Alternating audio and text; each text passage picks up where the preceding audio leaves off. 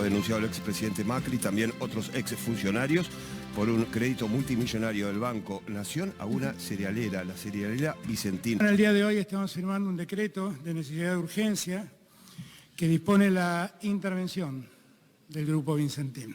Estamos mandando al Congreso Nacional una ley de expropiación del Grupo Vicentín para que el Estado Nacional se haga cargo. La justicia de Rosario citó a los titulares de la empresa Vicentín para imputarlos por los delitos de estafa a productores y a entidades bancarias, lo que ha generado un default de 1,5 millones de pesos. Se declara la telefonía celular y fija los servicios de internet y a la TV paga como servicios públicos esenciales y se congelan los precios hasta el 31 de diciembre del 2020. Buena noticia. La Sala 12 en lo contencioso administrativo suspendió el DNU que declaró esencial las telecomunicaciones. El fallo favorece a Telecom. Yo creo que hay que pensar en el consumo de las clases medias. Estamos tratando de discutir la necesidad de volver a consumir. Acordar 90 días. Y por 90 días ordenar los precios. Lo que necesitamos es ordenar los precios. Estas herramientas que en la Argentina se empezaron a aplicar en 1952 y los sucesivos gobiernos, de ahí entonces hasta ahora, de distintos signos políticos, incluyendo la dictadura, sí, los aplicaron con algunas excepciones, nunca funcionaron. Y lo que provocaron, muchas veces, fueron que haya desabastecimiento.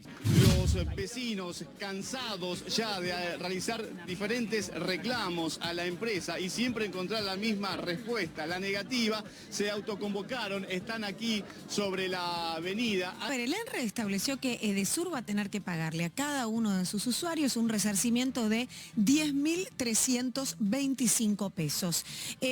Esto te va a venir con la próxima factura. Esto tendría que venir con la próxima factura. A ver, vamos a decir, ayer decíamos, Edenor puede apelar. A diferencia de nosotros, que primero pagamos y después reclamamos, claro, las empresas pueden, antes de abonar, reclamar. Así que hay que esperar. Decisión importante que tiene que ver con la fusión entre Disney y Fox. ¿Qué es lo que significa esta presentación que ha hecho la Comisión Nacional de Defensa a la Competencia? El comunicado que emitió lo que dice concretamente es, no es que no va a haber más partidos codificados, sino que esta fusión de la empresa debe en el plazo de 1 año empezar a vender los derechos que había comprado. Es una reivindicación al rol de salvaguarda del Estado respecto de la constitución de monopolios o oligopolios. Cuando el Estado decide intervenir en salvaguarda de los intereses de las audiencias, de los usuarios, de los clientes y de los otros competidores.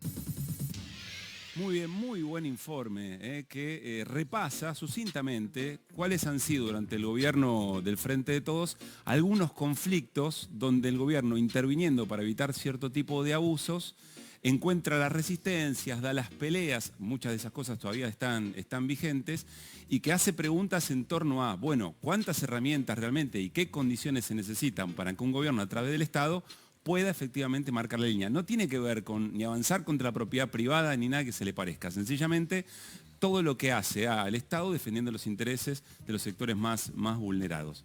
Bueno, como decíamos, está Beatriz Busaniche, presidenta de la Fundación Vía Libre, está Raúl de la Torre, periodista especializado en política económica, y Santiago Marino, que es doctor en ciencias sociales, investigador especialista en temas de comunicación. Buenas noches para los tres y para la tres.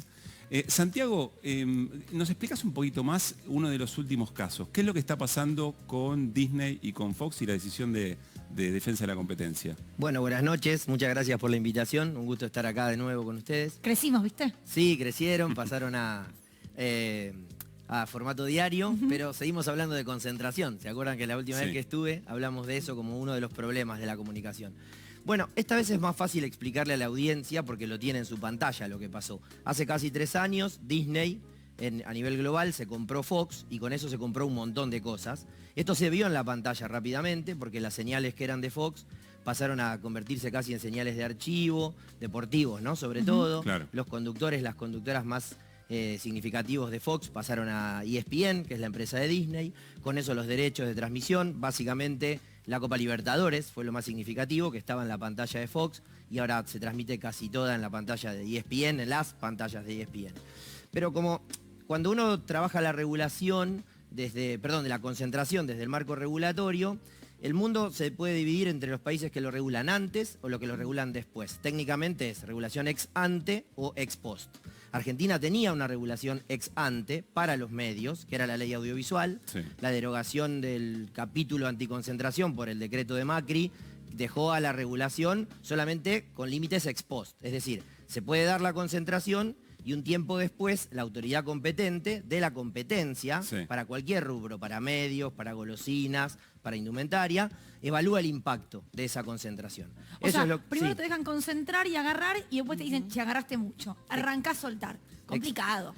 Complicado sobre todo porque eso implica la política del hecho consumado. Nosotros ya vimos en la pantalla los cambios, el mercado ya lo vio, está facturando mucho más por publicidad que lo hacía antes, domina 7 de las 9 señales deportivas en la misma empresa, solo quedan 2, una que es del Estado, Deport TV, y otra que es de un competidor, que es Teis Sports.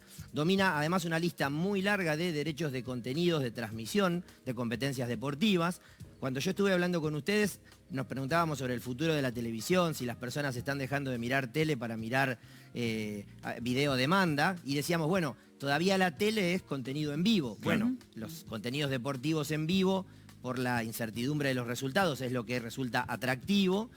Y entonces, en ese contexto, después de un año, que fue el 21, en que la Comisión de Defensa de la Competencia elaboró 2 dictámenes recomendando a la Secretaría de Comercio rechazar la fusión por el impacto que tenía, y usando 2 aspectos que son claves. Por un lado, los antecedentes internacionales, en Estados Unidos, en México, en Brasil y en Chile, la fusión entre Disney y Fox encontró límites diferentes. Los estados en esos países le dijeron, así no, esto es demasiado. Y otro que me llama la atención, que no se plantee mucho, cuando uno lee el dictamen de la comisión, lo que encuentra son las posiciones que tuvieron las otras empresas, los competidores. Y Defensa de la Competencia le preguntó a los competidores, ¿qué pasa si avalamos esta fusión? Y entonces ahí lo que se muestra es que entre los competidores lo que marcan es, va a haber abuso de posición dominante, posibilidad de cartelización de la economía, está Rulo aquí, podría explicarlo mejor, la posibilidad de que te vendan en paquete estas señales. Esto también pasa en el cine, el dictamen lo analiza, cuando una sala quiere una película de una distribuidora, le dicen, bueno, te tenés que comprar estas 10 que nadie va a ver, y esa tradición implica además dominar el rating, la facturación publicitaria y un contenido muy atractivo y relevante tanto para la televisión tradicional, la TV por cable fundamentalmente, que en Argentina se ve con mucha penetración, como también la mudanza que empieza a haber de a poco de la televisión tradicional a los servicios a demanda. De hecho, Disney, en este periodo, luego de la fusión, lanzó un paquete de contenidos para ver por streaming, por internet, que empieza a incluir exclusivamente contenido deportivo. De hecho, los torneos de verano que se están jugando en estos días... Claro, por paquete. Solo se ven ahí por la demanda. Hay que pagar, claro. Exactamente. Entonces, en lo que yo entiendo es una regulación que estrictamente defiende el libre mercado. No quiero caer, insisto, en teoría económica, pero digo, para mí es una concentración pro mercado. Lo que hizo la Comisión de Defensa de la Competencia es decir, si avalamos la fusión de este modo, no vamos a permitir la competencia. Va a haber alguien que domine un porcentaje tan grande de mercado que no admita que alguien le compita. Ahora, ahí entra el rol del Estado, ¿no? Te pregunto a vos, Beatriz, que intervenga después, ¿es que interviene tarde y que interviene sin capacidad de maniobrar? Queda poca capacidad de maniobrar porque muchas veces el daño en la intervención ex post está hecho. Porque cuando vos barriste a tu competencia del mercado, ¿quién te sale a competir? Claro. Ese es el problema central en este tipo de regulaciones que son ex post. La regulación ex ante lo que hace es evaluar previamente y tomar algo así como lo que hablamos muchas veces del principio precautorio. Entonces, ante la duda de que esta fusión pueda generar un daño irreparable en la competencia de mercado, que redunda en la diversidad de voces, redunda en beneficios para los consumidores, redunda en libertad de expresión, o sea, tiene múltiples aristas la cuestión de concentración de mercado.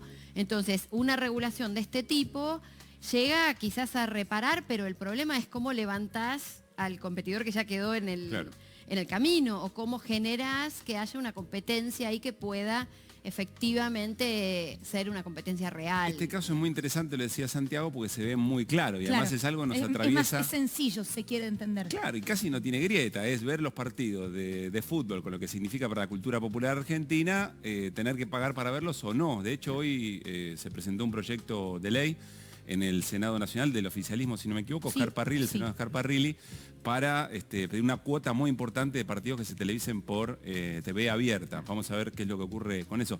Ahora volvemos a todo lo que tiene que ver con lo tecnológico, Beatriz, pero Rulo, quiero preguntarte, buenas noches, si le ves uña de guitarrero al gobierno para dar estas peleas hasta el fin, si tiene las herramientas para... ¿Y qué balance haces de todos los casos que hemos visto recién en el informe, donde hubo enfrentamiento entre el Estado regulando y evitar abusos? Mira, es una discusión interesante, es decir, si el gobierno tenía la actitud, en principio la actitud para hacer este tipo de regulaciones, pero evidentemente la situación lo está llevando a que necesariamente se tiene que ocupar de eso. ¿Cómo es eso? Porque, a ver, digamos, hay algunas cuestiones del contexto que han cambiado y mucho. Les escuchaba a Beatriz recién y me acordaba de un dato fundamental. A nivel internacional, con la pandemia, lo que se percibe, se comprobó, es que hay una mayor concentración de la que había al inicio de la pandemia. Y esa concentración vino acompañada de mayores tasas de ganancia de las empresas favorecidas por la concentración, inclusive a niveles récord que únicamente se pueden encontrar después de la Segunda Guerra Mundial. También, de todos los ámbitos hablamos, ¿no? Desde alimentos hasta... Exactamente, en todos los ámbitos y las principales corporaciones internacionales. Es decir, un fenómeno similar al que se dio en la posguerra, después de una crisis. Viene la recuperación económica y ¿quiénes se beneficiaron de la crisis y de la recuperación? Los mismos, las corporaciones que se concentraron. Este fenómeno hoy se vuelve a dar en el mundo. Y es un tema de preocupación en Estados Unidos, por ejemplo. El tema, hay una disputa ahí entre Biden e inclusive entre sectores del propio Partido Demócrata, si debería intervenir más el gobierno, si debería regular precios, cómo hacer con este fenómeno que para ellos es absolutamente nuevo de la inflación. ¿Qué es esto de la inflación en un país como Estados Unidos? Bueno, a nosotros es una cuestión costumbrista hablar de la inflación. Ahora, esto también incide en lo que tiene que ver una gestión de gobierno que quizá confió en que por vía de los acuerdos podía conseguir estabilizar los precios, tranquilizar la economía, que era un término que Martín Guzmán repite mucho, que venía una economía en crisis, muy golpeada, muy desestabilizada. Bueno, tranquilizarla tenía un significado muy importante. Ahora, no se pudo hacer, al contrario, lo que siguió es la concentración económica y encima con estos embates. Es muy interesante lo del tema de Disney y Fox. Esto viene de afuera, esto viene directamente de afuera, no es un producto de mal manejo o falta de controles internos. También viene de afuera y va en el mismo sentido que suceden las cuestiones internamente. Con lo cual se ve el gobierno obligado a entenderse con estos temas de la regulación y poner un poquito más de dureza en esa regulación, porque el impacto es muy fuerte. En este caso estamos hablando de la televisión, pero en otros casos estamos hablando del servicio eléctrico o en otros servicios básicos donde se están viendo los perjuicios vía el no acceso al servicio o vía precios, que también es una limitante y es una forma también de excluir a algunos sectores de estos servicios, ya sea para entretenimiento o sea para servicios básicos de la vida diaria. Yo sé que en el control me van a matar con lo que voy a hacer, pero quiero sumar a Luberto y a esta charla, porque hay una pata judicial en todo esto que me parece muy importante. Porque si hablamos de ley de servicios de comunicación audiovisual, hablamos de un freno a la justicia. Si hablamos ahora de lo que tiene que ver con el reclamo de Disney de no acatar este pedido o sugerencia, bueno, también se va a judicializar. Lo decía recién Flor también con lo que fue las telco y el decreto. Lu, ¿qué rol juega la justicia en todo esto? Bueno, todo finalmente va a terminar en la Corte Suprema y todo va a tardar mucho tiempo. Lo vimos con la Ley de Servicios Audiovisuales, que finalmente lo resolvió en 2013 y no resolvió toda la situación. Así que inevitablemente, bueno, con telecomunicaciones jugó un rol el fuero contencioso administrativo a la hora de frenar y lo que se está viendo es lo que vos decías, Luli, un freno. Bueno, un freno, entonces digo, nuevamente, el Estado, la justicia también es parte de ese Estado, no juega en conjunto. Pero perdón, ¿hace cuánto venimos diciendo, Lucila, aquí en Desiguales, que hay una enorme cantidad de políticas públicas diseñadas en este sentido y que han sido frenadas en el Poder Judicial, que la democracia está en riesgo y que el Poder Judicial legisla en este sentido, ¿no? Igual ahí habría que estar atentos a lo que va a pasar, por ejemplo, en el caso Disney, porque los antecedentes internacionales muestran que Disney lo único que consiguió fue demorar un poco la aplicación. De hecho, las discusiones que hay en torno al dictamen y a la decisión de la Secretaría es bueno, a ver si en realidad River y Boca está bien porque es un contrato del que tiene solo el 50%. Nadie discute que los niveles de concentración son altísimos y nadie discute que el fondo de la cuestión está muy argumentado. Con lo cual, más allá de que el Poder Judicial en sus distintos estamentos en Argentina juega diferente o el folclore local, me parece que los antecedentes internacionales muestran que es muy difícil que esto se revierta. Si se demora, siempre es un impacto, como decía Bea, la política del hecho consumado va llevando adelante lesiones de derechos, pero yo veo difícil que la justicia pueda, más que demorar un poco de tiempo este proceso. Ahora, Santiago, ¿qué es lo que es más probable? ¿Que cedan algún tipo de partido, como se pide hasta ahora? Bueno, hasta que se resuelva la cuestión de fondo, ¿se dé al partido de uno de los equipos más importantes de Argentina o no? ¿Esa negociación no la ves posible? Me parece que ese es como un elemento de negociación que el dictamen incluye, porque es la pata más débil en términos de argumentos que yo le encuentro al dictamen. Porque, insisto, es un contrato del que tiene la empresa solo el 50%, porque es un modelo de negocio separado de ser el dueño del canal también. Porque, digamos, no encuentro muchos argumentos. Soy de River, me gusta, quiero que todo el mundo vea cuando le ganamos a Boca a las finales de la Libertadores. Eso está claro, pero... Entró con todo. Pero lo que quiero decir es que no encuentro razones para que eso en el fallo esté argumentado de por qué River y no Huracán, Luli, por ejemplo, en TV abierta. A eso me refiero.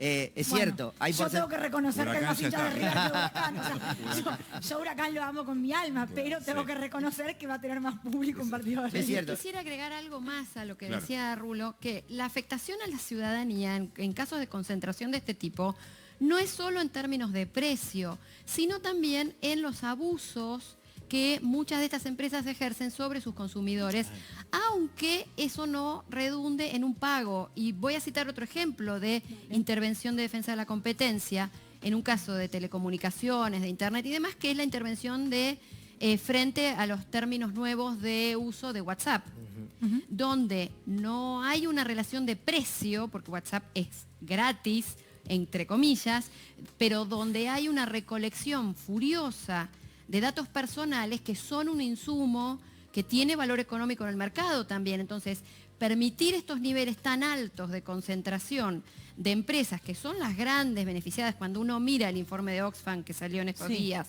la capacidad que tienen estos grandes multimillonarios que multiplicaron sus fortunas de una manera, creo, nunca antes vista, lo que ve es que la mayoría de esos negocios también se basan en ofrecer servicios que aparecen como gratuitos a la vista pública, pero que conllevan una absorción brutal de datos personales que implica sostener todavía más esa posición dominante de mercado. Es decir, ahí ganan una ventaja comparativa que es muy estratégica en los negocios del presente y el futuro inmediato. Sabemos que hay muchas ganas de intervenir, ahí volvemos, Rulo, porque Florencia Barragán tiene efectivamente un informe, por lo menos muchos datos respecto de uno de los temas que recién veíamos, ¿no? Las telecomunicaciones como servicio público, y aquí otra vez, decisión del gobierno, respuesta a abuso o rebeldía de algunas empresas y el rol del Poder Judicial, Flor. Así es, y tenemos que hablar de qué pasó con el tema de las comunicaciones, un decreto que salió en el año 2020 que establecía telecomunicaciones como servicio público. Telecomunicaciones parece una palabra re difícil, pero en definitiva lo que pasa con tu teléfono, con internet, con la tele, y en este sentido establecía que los aumentos de ahora en adelante, esto salió en el 2020, tenían que ser regulados por el ente, que en este caso es el ENACOM. Lo que trajimos es para ver efectivamente qué pasó con los aumentos, digamos, cuánto aumentaron las empresas versus cuánto autorizó el ENACOM y, spoiler, aumentaron muchísimo más, te diría el doble. Si podemos ver la placa para comentar estos datos, mira, ahí vemos. Los aumentos realizados, telefonía móvil 44%, la fija aumentó 36%, todos estos datos son del 2021. Internet aumentó 46% y la TV paga 43%. Y mirá lo que había autorizado el ENACOM, en todos los casos 21, 22, 24%, o sea, aumentaron casi el doble. Esto por el lado de los precios. También tenemos para comentar qué pasó en los años anteriores entre los precios de las telecomunicaciones y la inflación. Es la segunda placa que esto es lo que queremos mencionar, que el 2017 para acá, el 2021 fue el único año, no sé si se ve el dato del 2021, el único año donde las telecomunicaciones aumentaron menos que la inflación. Sí se ve el dato del 2021. Como vemos, desde el 2017... Hay 6% de 2020, le falta un 3%. No, lo que pasa es que no cuento el 2020 porque estuvo el congelamiento. Ese congelamiento del decreto efectivamente se cumplió. En 2020. Ahí hubo un congelamiento, por eso el 6% es real. Yo también, la primera vez que lo vi fue como, no sé. Pero sí, efectivamente es así. Si te fijas, entre el 2017 y el 2019... hubo una inflación muy alta, 2019, por ejemplo, 54%, y aún así telecomunicaciones, fíjate, estuvo por encima, 64% aumentaban las telecomunicaciones. 2020 hubo congelamiento y 2021 con el decreto, por más que no se cumplió, como veíamos en la placa anterior, no se cumplieron los aumentos que dijo el ENACOM, aún así subieron por debajo de la inflación. Y por último les traje la canasta tecnológica, porque todo el tiempo hablamos de la canasta básica alimentaria, la canasta básica total. Bueno, esto es la canasta tecnológica. ¿Cuánto cuesta acceder a estos servicios que son clave, ¿no? Para vivir, trabajar, para todo? Telefonía móvil, un plan de 5G, 2.600 pesos, internet, 100 megas, 5.200, la televisión sin fútbol, porque el fútbol te lo suma más, el famoso pack fútbol, otro 2.500. Total, mira, una persona debería destinar 10.300 pesos para acceder a estos servicios. Obviamente, si tenés familia, no sé, televisión es para todos, internet es para todos porque es para el hogar. Y también lo que te hacen mucho las empresas es, bueno, me contratás el pack completo, te lo bajo y el famoso llamo y hago el truquito de me doy de baja y también te lo bajan. Bueno, pero son los precios que hoy figuran en la web de la principal empresa que da estos servicios. Sí, lo que pienso con esto es, estos días estuvimos hablando mucho sobre la deserción escolar, ¿no? Y la imposibilidad de conectarse con la escuela en la pandemia, producto de no tener la tecnología necesaria. Pienso en sumar a esa canasta tecnológica la computadora que se rompe, el celular que te lo roban y tienes que sumar. Digo, son todas cosas que siguen sumando y que hacen la desigualdad, básicamente, ¿no? Son servicios básicos hasta ahora, ¿no? Sí, sí. No es un lujo ni una... No, para nada. Dedicarse a una especialidad. No, estaba pensando el tema de, digamos, viene bien este tema de los abusos, el trabajo de lo que hizo Florencia, eso mostró, los abusos con los precios y una serie de abusos que se dan con estos servicios. Cuando hablamos de regulación, lo que estamos hablando es de la defensa del derecho del usuario, del consumidor frente a una empresa que está abusando, una empresa que está en una posición dominante y abusa. Y en esto también, de la mano de la disputa en la justicia, va el tema de lograr el consenso, lograr culturalmente que la gente se tome estos temas como propios, porque muchas veces el poder que tienen estas empresas monopólicas de imponer en la sociedad la idea de que es una injusticia lo que van a hacer con ellos, nos van a hacer desaparecer, este servicio no va a existir más. Veíamos en el informe de hegemonía, el tema del decía alguien, ¿no? desabastecimiento como fantasma. Digo, esto también es importante, porque inclusive, digo, y esto, no me voy a pelear con el hincha de River, me voy a pelear con ustedes como conductores, ¿viste? Elijo el plano que me conviene más. Digo, cuando presentamos el tema y decimos esto no es que tengamos postura antiempresa, digo, la verdad que está de más esa justificación, digamos, frente a la empresa y al usuario, ¿tenemos postura a favor del usuario? Sí, totalmente. Claro. La regulación es eso. Bueno, defender al más débil. La esencia... Esto también hay que comprenderlo y la gente lo tiene que tomar propio, porque si no, la pelea en la justicia va a ser muy dura. Bueno, ahí volvemos a los medios y la necesidad de desmonopolizarlos, pero más allá de eso, hacer pasar los intereses de unos pocos por los intereses de todos es la base de la construcción de la hegemonía. Sí, una breve reflexión, nos tenemos que ir y da para mucho más, pero una breve reflexión o una pregunta para que reflexionen los tres lo más breve que puedan. Hay una discusión que dice... hay que esperar la correlación de fuerza o que incluye a veces los números en el Congreso para tomar decisiones mucho más fuertes. Y otro dice, no, hay que tomar decisiones para crear las condiciones subjetivas para poder avanzar. ¿Qué piensan sobre esto que parece ser un limitante incluso para el propio gobierno? Bueno, la política pública está para cambiar la realidad, para construir una realidad más justa. Y en ese sentido, Luli, hablabas del sistema educativo, quiero decir algo que me parece central a esta discusión. Es importantísimo el regreso de Conectar Igualdad. Ahora, que Conectar Igualdad traiga el sistema operativo de Microsoft, el paquete de ofimática de Microsoft, va a contramano de esto que hemos estado hablando. Estás dándole penetración a todo el sistema educativo a una empresa que ha tenido larga trayectoria de abuso de posición dominante, de consolidarse como el sistema, lo que decías recién, de esta naturalización de, bueno, usar una computadora es saber usar Microsoft, va a contramano de las políticas de soberanía tecnológica, de desarrollo nacional, de frenar el drenaje de divisas, cuestiones vinculadas con la propiedad intelectual, teniendo sistemas operativos libres que generan muchas más capacidades propias. O sea, la intervención del Estado no es solo en la regulación de competencia, en la legislación y demás, sino en estas cosas que no son pequeñas, que tiene que ver con hacia dónde mira el sistema educativo, si hacia fortalecer las capacidades locales o entregarle el sistema educativo a una de estas corporaciones de las que estamos hablando. Santiago, ¿hay condicionamientos concretos o falta imaginación política del gobierno para vos? No, yo creo que falta decisión de aplicar lo que existe. Con lo que existe habría cómo establecer algunas limitaciones. La resolución de la Comisión Nacional de Defensa de la Competencia lo muestra claramente.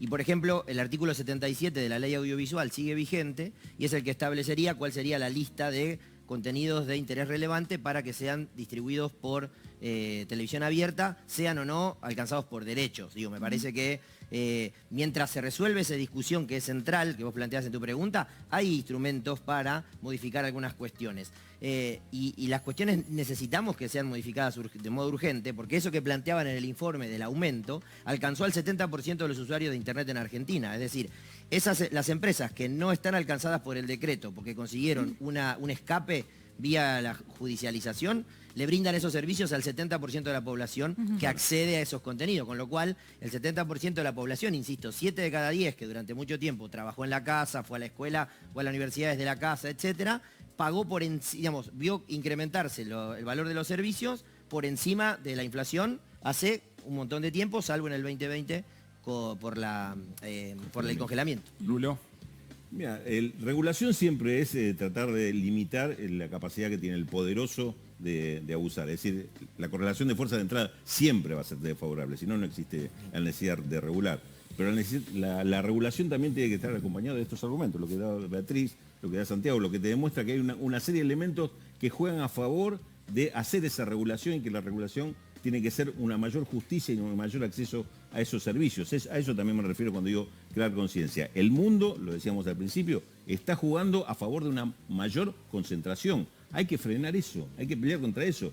Y hay también que hacer entender que esta pelea es necesaria. Es decir, el tema del poderoso tampoco se resuelve diciendo, bueno, 2 poderosos que abusan son muchos, que sean 5. Se repartan el poder esos 5 y que abusen eso. No, se trata de otra cosa, de defender los derechos del usuario. Y en eso hay que tomar conciencia, porque si no, esta pelea termina no dándose, y eso es lo principal. La correlación de fuerzas se resuelve con pelea. La pelea de los que tienen la correlación de fuerzas más desfavorable, que se junten y empiecen a crecer para poder dar esa pelea. Beatriz, Rulo, Santiago, gracias por haber venido. Gracias a ustedes. Gracias. Lindo living, linda charla. Sí, daba para más. Muy desiguales.